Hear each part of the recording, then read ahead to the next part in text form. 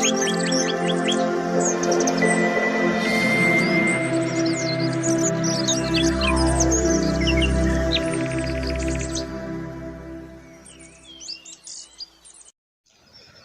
की रस्का आखड़ा YouTube channel आपे सलाम को सगुन दरम इन गुले खुरम बसकी अब 20 फेब्रुआरी अमेरिका ने हार्वर्ड इंडिया कॉन्फ्रेंस रे झारखंड रे मुख्यमंत्री हेमंत सोरेन ने दाबी किदा आदिवासी को दो हिंदू बांग कना को हे एनखान आर ची कोई मेन केदा उनिया कथा गुन आजम गद लगे।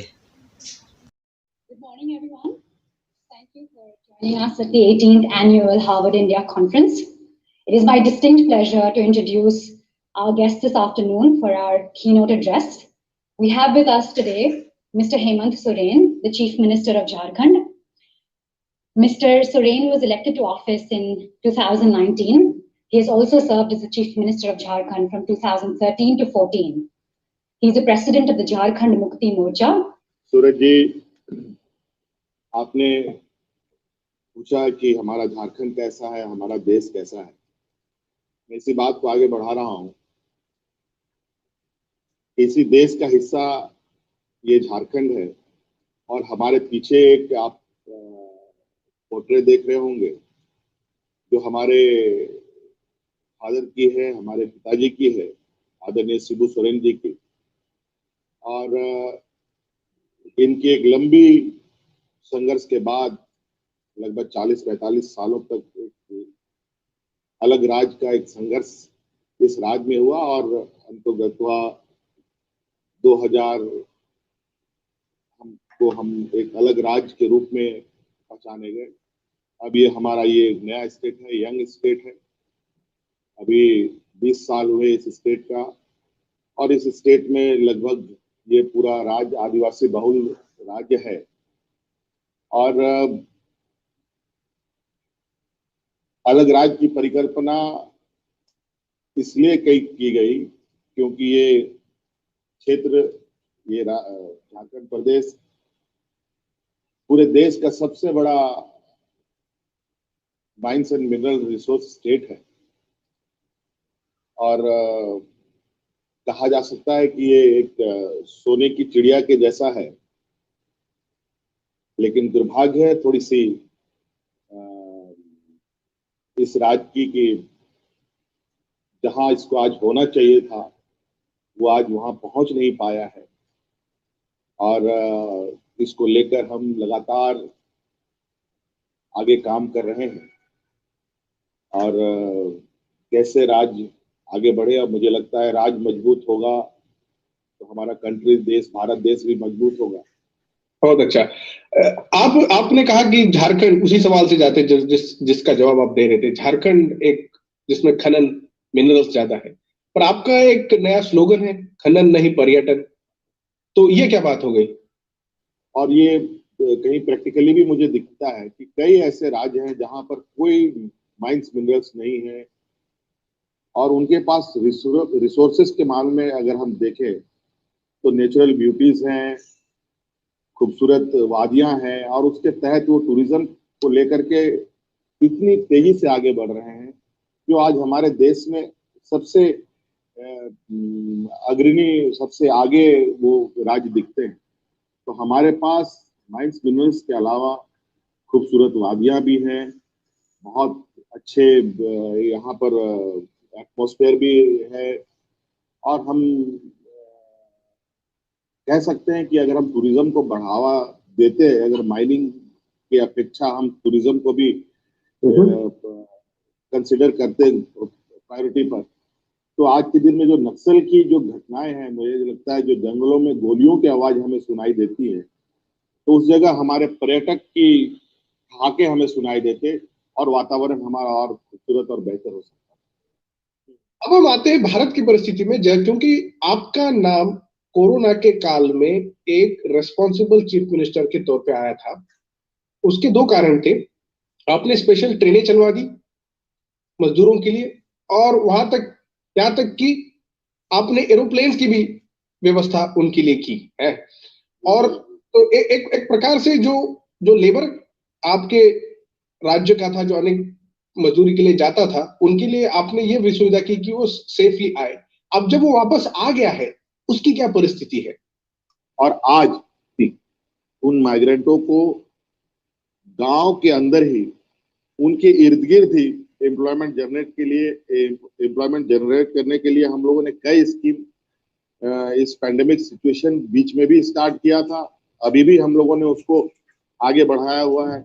आप लोगों को मालूम होगा कि हमारे देश में मनरेगा एक योजना चलती है और उस योजना के तहत हम लोगों ने सेपरेट स्टेट होने के बाद पहली बार लगभग हम लोगों ने मेरे पास जो ये हैं आप लोग के भाषा में कहें कि 90 मिलियन मैंडेट हम लोगों ने क्रिएट किया, जो रिकॉर्ड है, और इसे आगे बढ़ाने का भी हमारा टारगेट है।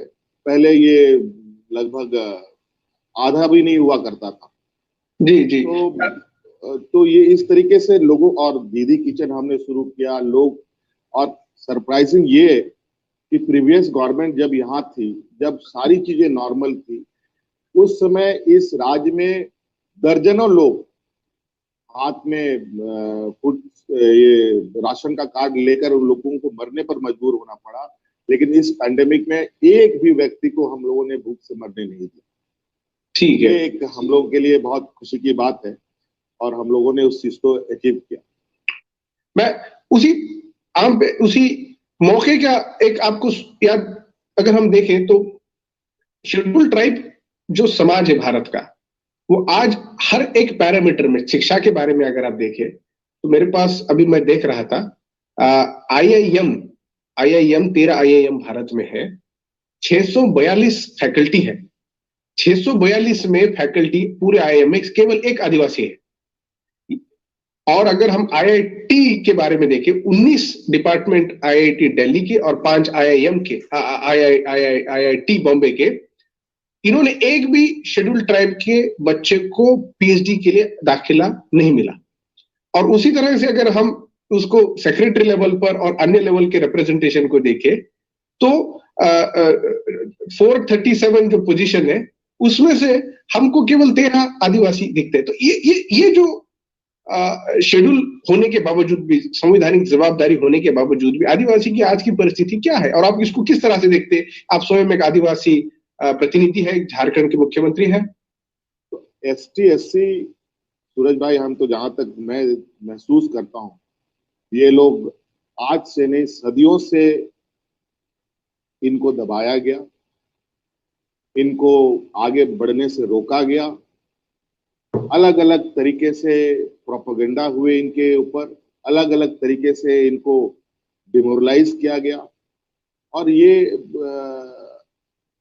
खत्म नहीं हुआ है, बल्कि ये उसका फेस बदलता चला गया, सबके शक्ल बदलते चले गए। वातावरण बिल्कुल में उसमें अभी भी कोई बदलाव नहीं है, मानसिकता में अभी कोई बदलाव नहीं है इन लोगों के प्रति। ये लोग कैसे आगे आए? मैं यहाँ बतौर मुख्यमंत्री हूँ, मुझे नहीं लगता है कि मैं आज मुख्यमंत्री आने के बाद आने वाला जो मेरा डे होगा वो काफी कंफर्टेबल होगा, ये मैं गारंटी के साथ नहीं कह सकता। क्योंकि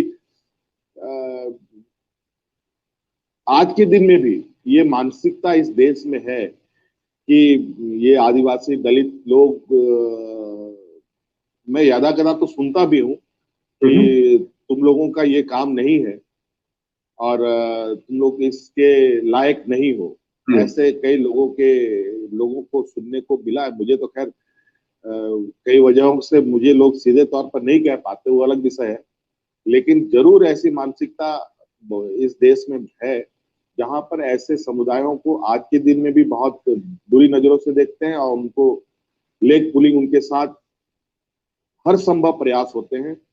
और इसको लेकर चिंता बहुत बड़ी है और मैं इसीलिए मैंने इस बार अपने स्टेट में, जो मुझे लगता है देश में ये पहले तरीके का एक प्रोग्राम है, जो आप लोग जैसे बड़े संस्था फॉरेन स्कॉलरशिप का एक प्रोग्राम स्टार्ट किया है हमारे राज्य से। हमने 10 बच्चों को विदेश, और वो भी आदिवासी बच्चों पर पहले मैंने ट्रायल लिया है। आगे जैसा रिस्पांस आएगा मैं इसको आगे और बढ़ाने का प्रयास कर रहा हूँ। कि हमारे देश में आदिवासियों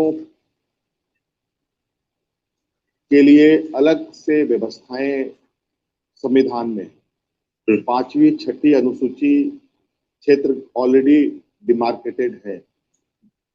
देश के अंदर ट्राइबल वेलफेयर मिनिस्ट्री है, उसके भी मिनिस्टर्स होते हैं। ट्राइबल काउंसिल है, उसके भी देश में ये संचालित है।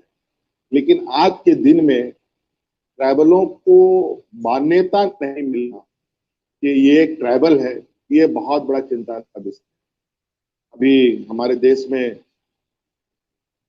संसद की फिर से शुरू होनी है, और आपको मैं बताऊं कि आजादी के बाद से बहुत अभी हाल तक में कभी आदिवासियों को इंडिजिनस के नाम से जाना गया, कभी एनिमिस्ट के नाम से जाना गया, कभी ट्राइबल के नाम से जाना गया, बहुत तरह तरह के नाम उनके बदलते गए। और अभी हाल के समय में ये अदर्स में ये, और अब ये अदर्स में भी नहीं जा पाएंगे, क्योंकि संसद में अब अदर्स का हटाने का निर्णय केंद्र सरकार ने लिया हुआ है। और इसको लेकर के हमारे राज्य में बहुत जबरदस्त ट्राइबलों का अप्रोच चल रहा है। और इस बार इन लोगों ने अपनी सेंसेक्स में, जो प्रीवियस सेंसेक्स हुआ था, उसमें अपना एक धर्म कोड भी डिमांड किया। तो लास्ट 19-20 सालों से हम लोग भारत सरकार को प्रपोजल भेज रहे हैं कि ट्राइबल लोगों के लिए भी कोई आइडेंटिफिकेशन होना चाहिए। बट अभी तक मिनिस्ट्री तो बनी, काउंसिल्स बने, प्रोजेक्ट्स बने, बजटिंग हुई, लेकिन इनको आइडेंटिफिकेशन के लिए अभी तक कोई सरकार में कोई पहल नहीं हुई। हमने हाल में ही अपने असेंबली से ये डिमांड भेजा है कि राज्य सरकार यहाँ के ट्राइबल पीपल के लिए आप अलग से कॉलम की व्यवस्था करें, ताकि अपनी परंपरा संस्कृति को बचा पाए, क्योंकि इनकी एक अलग विरासत है, अलग इनकी पहचान है। आज जिन जंगलों के ट्राइबलों को भगवान दिखता है, उन जंगलों में देश के लोगों को, बाहर के लोगों को खनिज दिखता है, पैसा दिखता है, और उन जंगलों को उजाड़ने पे लगे हुए हैं। और आज जिस तरीके से आदिवासी दलित हाशिए पर आगे बढ़ने के बजाय यदा कदा 2-4 लोग ही लड़ पाते हैं, क्योंकि व्यवस्था बड़ी है, इतना कठोर है कि लोग हमें सिर्फ इन समुदायों को अपने नैपकिन की तरह यूज करना और छोड़ना। तो मुझे भी कभी कभी लगता है कि आखिर ये लोग, अगर ST/SC समुदाय, जो हम एक रूढ़िवादी सोच को देखते हैं देश के अंदर, तो अगर ये समाज आगे बढ़ेगा तो बड़े पूंजीपतियों के घर में ड्राइवर कौन खटेगा, इनकी मालिक की काम कौन करेगा, इसके घर में रसोईया कौन होगा, दाई कौन बनेगा, ये भी तो चिंता का विषय है। और ये सोच अभी भी है। और कंस्ट्रक्शन, इनके मतलब घर या नए कॉम्प्लेक्स कौन बनाएगा। और वही सवाल हम देखते रहते कि बड़े बड़े संस्थान में, मैं IIT गांधीनगर में लेक्चर के लिए गया था हेमंत भाई, और वहां पर जो बड़ा संस्थान बन रहा है, वहां पर अपने फैमिली के साथ आदिवासी समाज के लोग आए थे, वहां पर काम कर रहे थे। उनके छोटे छोटे बच्चों को स्कूल में जाने के लिए व्यवस्था नहीं है, हालांकि वो भारत का सबसे बड़ा संस्थान बना रहे IIT जैसा। तो पर आपने एक कोड के बारे में बात की, अभी हम सवालों की तरफ जा रहे हैं, काफी लोगों के सवाल आए हैं। आदिवासी हिंदू नहीं है क्या? आपने सोरो, जो आपका जो नया कोड बना है, उसके बारे में थोड़ा सा संक्षिप्त रूप में अगर बताएं। नहीं, बिल्कुल नहीं है इसमें सूरज जी, कहीं कोई कंफ्यूजन नहीं है। आदिवासी कभी हिंदू ना था न है। ये प्राकृतिक पूजक हैं। हमारी संस्कृति, हमारी पूजा पद्धति, हमारा हर कुछ इनसे बिल्कुल अलग कस्टमरी व्यवस्था है, और यही वजह से हम आदिवासी में काउंट होते हैं, इंडिजिनस पीपल में काउंट होते हैं। और मुझे लगता है कि हम लोगों ने बहुत, हमारे यहाँ पूर्वज हो या हम लोग हैं, अभी भी उस जगह को नहीं पकड़ पाए हैं जहां हम इन प्रोपेगेंडा को ये कर पाए। हालांकि इस मामले में अगर ट्राइबल ये में अगर हम देखें जो हमारे राज्य में है, जितने भी डिफरेंट टाइप, लगभग 32 टाइप्स के ट्राइबल हमारे देश में है, और हमारे राज्य के अंदर लगभग 9-10 ट्राइबल लोगों का ये अलग अलग समूह है। इसमें जो संथाल ट्राइबल है, ये एक थोड़ा सा एक्टिव होकर के, जैसे अपने लिटरेचर को इन्होंने अपनी 8वीं अनुसूची में दर्ज कराया, उसको यूएन कोड भी अवेलेबल है, लेकिन अभी उसको लेकर के भी राज्य के अंदर कोई ऐसी डेवलपमेंट प्रोग्राम नहीं बन पाया कि ये लैंग्वेज, ये कस्टम, ये ट्राइबलों का ये सिस्टम आगे बढ़ पाए। लेकिन अदर स्टेट में अगर हम देखेंगे, बंगाल में, उड़ीसा में, तो ये इन लोगों के लिए एक अच्छी व्यवस्था थोड़ी सरकार ने की है। जी अभी जी हम उसको लेकर आगे बढ़ रहे हैं कि जो लोग यहाँ पर हैं, जो लोग आगे आना चाहते हैं, उनको प्रमोट करने के लिए हम लोगों ने ट्राइबल यूनिवर्सिटी का भी स्टार्ट करने का एक प्रोग्राम बनाया है कि हम नए स्पोर्ट्स पॉलिसीज ला रहे हैं, जहाँ पर हम खिलाड़ियों को सरकार की नियुक्तियों में सीधी नियुक्ति करने का भी हम लोगों ने एक स्कीम निकाला है। और साथ में अभी कुछ ही दिन पहले पहली बार स्टेट में स्पोर्ट्स टीचर्स का एम्प्लॉयमेंट हम लोगों ने किया है सभी डिस्ट्रिक्ट लेवल पर। और स्पोर्ट्स को आगे बढ़ाने के लिए हम लोगों ने बड़े पैमाने पर पंचायत लेवल में हम लोगों ने स्पोर्ट्स ग्राउंड, ब्लॉक लेवल में स्पोर्ट्स ग्राउंड, डिस्ट्रिक्ट लेवल में स्पोर्ट्स कॉम्प्लेक्स बनाने का प्रोग्राम शुरू किया है। और मैं स्पोर्ट्स पोटेंशियल को बहुत करीब से देखता हूँ यहाँ पर, हमारे हॉकी में हो, आर्चरी में हो, क्रिकेट में हो। क्रिकेट में तो खैर धोनी साहब किसी का मतलब परिचय के मोहताज नहीं है। बिल्कुल। और ऐसे ऐसे लोग हमारे यहाँ से जाते हैं, और कई आपके फॉरेन डेलीगेट्स भी यहाँ आते हैं, फॉरेन सोसाइटीज भी इधर किसी किसी काम से मूवमेंट करते हैं, तो वहाँ पर भी इनको स्पोर्ट्स का कई पोटेंशियल देखने को मिलता है। ब्रिटिश हाई कमीशन के माध्यम से मुझे कई बार चीज़ों को जानकारी मिली थी, और मैं उनके साथ भी ये काम कर रहा हूँ। और मुझे लगता है कि आप देखेंगे कि आने वाले समय में हम स्पोर्ट्स को एक नया आयाम के रूप में जोड़ने का मेरा लक्ष्य है। और युवाओं को रोजगार को लेकर के हमारे यहाँ जैसे स्टेट सर्विस कमीशन होता है हर स्टेट में, जैसे यूपीएससी है, हमारे स्टेट का दुर्भाग्य ये हुआ कि 19 सालों में मात्र 6 जेपीएससी एग्जाम हो पाए हैं। इंडिपेंडेंस के बाद 1951 के बाद इस कॉन्स्टिट्यूशनल बॉडी के लिए कोई रूलिंग नहीं बनी थी। वो रूल फ्रेम करके हमने पहली बार इस बार दिया है, और नंबर ऑफ वैकेंसीज के लिए रिकमेंडेशन जा चुके हैं। और इस ईयर को 2021 को हम लोगों ने एम्प्लॉयमेंट ईयर घोषित किया हुआ है, और ये साल लगभग हम लोगों को रोजगार से जोड़ना, नौकरियां देना, इसी काम में हम बिजी रहेंगे इस बार। क्योंकि हम लोग तो ऑलवेज वॉरियर रहे हैं, संघर्ष करने वाले लोग हैं, इनसे तो हम लोग डरते नहीं है। लेकिन अभी तक पॉलिटिकल ये में तो ये लोग हमारे ये को नहीं ये कर पाए, लेकिन कोशिश जरूर ये करते हैं कि हिंदू, मुस्लिम, सिख, ईसाई ये सब करते रहो। अगर कोई भी देश के अंदर आज के दिन में जो एक संविधान जो हमें बोलने की शक्ति प्रदान करता है, हर जाति समाज को समान नजरों से देखने का अधिकार देता है, वो सभी चीजें अब वन साइडेड दिखता है कि नहीं, आपको यही देखना है जो हम दिखा रहे हैं, आपको बाकी कुछ देखना नहीं है। ये एक चिंता का विषय जरूर है, ये एक चुनौती है। आज बंगाल का इलेक्शन अनाउंस होना है, और बंगाल में जिस तरीके से जातिवाद को बढ़ावा मिल रहा है, जिस तरीके से, और ये एक ऐसा विषय है सूरज भाई कि धर्म जात एक ऐसा सेंसिटिव विषय है जहां आपको ये मजबूर होना पड़ता है कुछ एक्ट करने के लिए, और इसमें कोई सही चीजें आज के दिन में नहीं होती है, बल्कि आपको उसका गलत ही परिणाम लोग देख रहे हैं। चाहे वो आप मॉब लिंचिंग का उदाहरण आप देखें, देश के अंदर हमारे यहाँ बड़े पैमाने पर मॉब लिंचिंग का घटना घटा है। हमारे राज्य में भी कुछ घटनाएं घटी हैं इस तरीके से। तो कहीं ना कहीं ये हो कि इसको करने वाला कहीं ना कहीं कोई लोग बैठा है।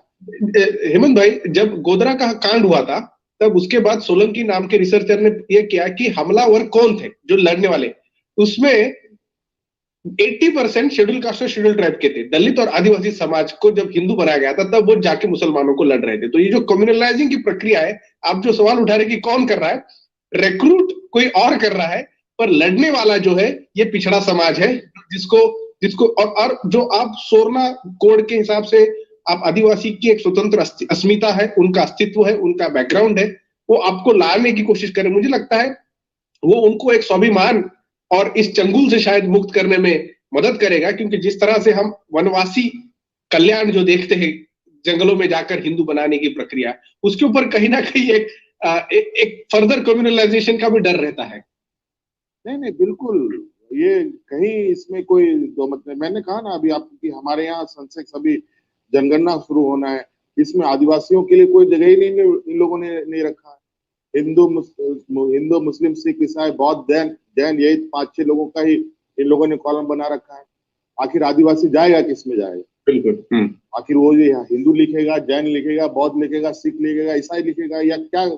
मतलब ये तो क्लियरली इन लोगों ने इंडिकेट किया हुआ है कि नहीं, अब आपको जो हम कहते हैं आपको इसी में एडजस्ट होना पड़ेगा। तब तो अब थोड़ा सा लोगों में ताकत है, आ रही है, ऐसा नहीं है। अब हम लोग की फ्रंट लाइनर जब बन गए हैं तो इतनी आसान नहीं है चीजों को। अब आप देखेंगे कितने नौजवान बेरोजगार हो गए, कितने लोग, कितने इंडस्ट्री ठप हो गई, बंद हो गई। और आज मुझे लगता है रोजगार को लेकर केंद्र सरकार कोई बात ही नहीं करता, और होगा भी क्यों? अगर सभी लोग रोजगार कर लेंगे, सब लोग बिजी होंगे, तो आखिर भारतीय जनता पार्टी का झंडा उठाएगा। आखिरी 2 सवाल पूछते हैं उस बात पर।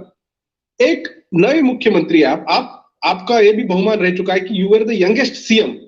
ये शायद जनरल नॉलेज के क्वेश्चन में शायद पता नहीं है लोगों को, या बताया नहीं गया है। तो आपको राज्य के मुख्यमंत्री होने के हिसाब से ऐसा आप कोई राज्य देखते हैं भारत में जिसको आप एक आदर्श, या फिर आप सोचते हैं कि इसके जैसा मॉडल हम बनाना चाहिए, उनके जैसा न हो, एटलीस्ट इनका जो काम हो चुका है उसको हम अनुकरण कर सकें? देखिए, जैसे एक मैंने पहले भी कहा कि मेरे पीछे एक तस्वीर आपको दिख रही होगी, वो हमारे पिताजी की तस्वीर। मैं इन्हीं को अपना आदर्श देखता हूँ, और हालांकि इनके जैसा संघर्ष तो हमने किया नहीं है, ना ही हमने शायद हम कर पाएंगे, लेकिन इन लोगों ने जो संघर्ष की, जो तपिश थी, जो गर्माहट थी, वो जरूर हमारे शरीर को छुआ है। और इसको लेकर के हम बिल्कुल अभी कल ही की बार बार प्रधानमंत्री जी की बात आ जाती है, क्योंकि हमने आज ही सेशन किया था उनके साथ सभी दोस्तों। आज मैं ग्रामीण क्षेत्रों में जाता हूँ, एक बूढ़ा बुजुर्ग महिला या पुरुष मिलता है जिसकी उम्र 80 साल हो या 60 साल हो, और उसको मैं पूछता हूँ कि आपको क्या पेंशन मिलता है, और वो कहता है या कहती है कि नहीं, हमको नहीं मिलता। और मैं पदाधिकारी से पूछता हूँ, भाई इसको पेंशन क्यों नहीं मिलता, क्यों नहीं दे रहे हो? तो आज हमारे जो देश में पॉलिसी है कि टारगेट फिक्स करना है, कि टारगेटेड फिक्स जॉब होना है। क्या आज हमारी स्थिति ये है कि 80 साल बुजुर्ग को हम 2000 रुपए पेंशन देने की स्थिति पे नहीं? हमने प्रधानमंत्री से कहा, क्या हम इसको यूनिवर्सल नहीं कर सकते? और आज मैं अपने स्टेट में यूनिवर्सली पेंशन देने का मैंने प्रोग्राम स्टार्ट कर दिया कि हमारे राज्य में कोई भी एबव 60 के लोग विदाउट पेंशन ना रहें, लैंडलेस ना हो। ये हम लोगों ने अपने बर्डन पर उसको हम लोगों ने उठाया। बहुत बढ़िया। अब आज की परिस्थिति में जब ऐसे नए कानून बनते हैं जो आदिवासियों को बेघर कर रहे हैं, मूवमेंट भी चल रही है, उसके अंदर और उसके परिप्रेक्ष्य से हम झारखंड का भविष्य किस तरह से देखते हैं? जिस तरीके से यहाँ की व्यवस्थाएं रही है, एक पहचान चिन्ह बना के रखे। पत्थलगड़ी उसी का एक हिस्सा था, क्योंकि हमारे वो लैंडमार्क किसी भी समूह, किसी भी कबीले का हुआ करता था, और उसमें लोग अपने तरीके से अपनी गांव की पहचान, अपने पुरखों की पहचान को उसमें ये करते थे। मतलब वो एक उसकी सेफ, मतलब लाइब्रेरी का एक ये कहा जा सकता था कि आने वाले उनकी पीढ़ी भी इसको देखे। तो ये चल रही थी। इसके बीच में कुछ शरारती तत्व भी इसका कुछ गलत पॉलिटिकल माइलेज लेने का इन लोगों ने प्रयास किया, जिसका कनेक्टिविटी गुजरात से भी हम लोगों को जोड़ रहा था। वहीं से कुछ लोग ट्रेंड होकर के इधर भेजे गए और यहाँ पर कुछ मिसहैपनिंग करने का कोशिश हुआ था। तो इन सब चीजों पर, और आपको बड़ा आश्चर्य होगा सूरज जी, आजादी के बाद जब देश आजाद हुआ था, उसके बाद जो डेवलपमेंट प्रोग्राम जो हम समझते हैं देश में हुआ था, इसी साइट से हुआ था। अच्छा। झारखंड में सबसे बड़े बड़े इंडस्ट्री लगे, चाहे वो स्टील अथॉरिटी ऑफ इंडिया आप कहें, चाहे कोल इंडिया एस्टेब्लिशमेंट कहें, चाहे मदर फैक्ट्री HSC की बात करें, वो भी हमारे स्टेट में है। इंडिया का फर्स्ट फर्टिलाइजर फैक्ट्री हमारे स्टेट में एस्टेब्लिश हुआ। इंडिया का सिंगल लाख रिसर्च इंस्टीट्यूट हमारे स्टेट में है, जो हम इंडिया का सबसे बिगेस्ट प्रोड्यूसर रहे हैं। और अभी कई पॉलिसियों की वजह से, सरकार की उदासीनता की वजह से उसमें ना MSP फिक्स हो पाया, ना कुछ हो पाया। अभी हम, और ये स्टेट अपने देश में सबसे अधिक रेशम पैदा करने की क्षमता भी रखता था, वो भी उसमें भी कोई पॉलिसीज नहीं बने। इस बार हम लोगों ने लाख और ये कुकून को हम लोगों ने कृषि का दर्जा दिया है, और इस पे अभी हम बहुत जल्द MSP भी फिक्स करने जा रहे हैं, ताकि किसानों को उसका लाभ अधिक से अधिक मिल पाए। दुनिया में आदिवासियों की पहचान बची रहे, ये हमारी पूरी प्रयास है। उसमें जो भी हमारी भूमिका होगी हम जरूर निभाएंगे सूरज जी। और क्योंकि ये बहुत दर्द देने वाली बात है। हम लोग सिर्फ कई शारीरिक प्रताड़ना बल्कि मानसिक रूप से भी ये बहुत पीड़ादायक है इन वर्गों के लिए, और इनको हमें संरक्षित करने की आवश्यकता है। और क्योंकि ये स्टेट उन्हीं लोगों के साथ, उन्हीं का सबसे अधिक डोमिनेटिंग है। ST/SC ही हमारे सबसे बड़े बैकबोन है इस स्टेट के। और मुझे खुशी है कि मुझे ये जिम्मेवारी मिली है, और मैं बहुत चीजों को करीब से देखा है, पहचानता हूँ, समझता हूँ, और उनके डिमांड के हिसाब से मैं प्रोग्राम भी बनाता हूँ। नहीं, बहुत अच्छा। आपके कार्य के लिए और आपके समाज और आपके राज्य के उन्नति के लिए हम हार्वर्ड की तरफ से आपको, स्टूडेंट कमेटी की तरफ से और इंडिया कॉन्फ्रेंस की तरफ से आपको शुभकामनाएं देते हैं। आपने अनेक विषयों को आपने सराहा, आपने संभाला, और जाते जाते यही कह दूंगा कि आने वाले समय में झारखंड का प्रोग्रेस रिपोर्ट हम देखकर और एक चर्चा करेंगे। हेमंत भाई, आप पहले आदिवासी समाज के प्रेजेंटेशन अभी तक, जहां पर अभी हार्वर्ड में या अमेरिका में हुआ है, जहां तक मैंने कॉन्फ्रेंस की बात की, आदिवासी पॉलिटिकल रिप्रेजेंटेशन अब तक नहीं था। आप एक पहले व्यक्ति, आपको बहुमान मिला है, और हम चाहते हैं कि ऐसे ही नए नए आकाम और मकाम तक आप पहुंचते रहे।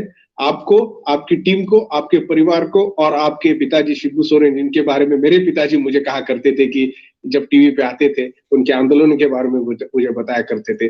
सबको हमारी शुभकामनाएं। आप सेहत का ख्याल रखें। आपको और आपके सभी चाहने वालों को जोहार। बहुत बहुत धन्यवाद सूरज जी। और मैं मेरे तरफ से पूरे आपके हार्वर्ड इंडिया के सदस्यों को बहुत बहुत शुभकामनाएं। और मैं चाहूंगा कि आप लोगों का भी सुझाव हमें मिलते रहें, ताकि मैं राज्य के लिए कुछ और अच्छी योजना प्लानिंग कर पाऊं, ताकि हम लोग ऐसे पिछड़े राज्य और पिछड़े समाज को आगे और ला पाए, इसमें सबकी भूमिका हो। धन्यवाद, सबको जोहार।